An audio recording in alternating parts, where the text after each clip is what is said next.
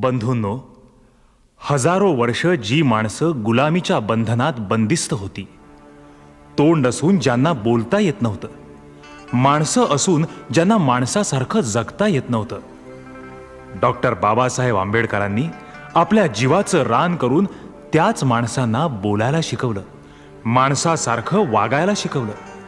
तीच माणसं बोलू लागली, माणसासारखी वागू लागली, ताठ मानेनं जगू लागली.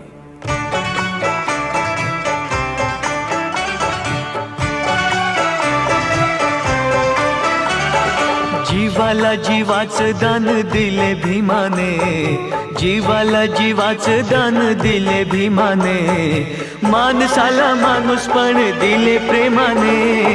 जीवाला जीवाचं दान दिले भीमाने, जीवाला जीवाचं दान दिले भीमाने, माणसाला माणूसपण दिले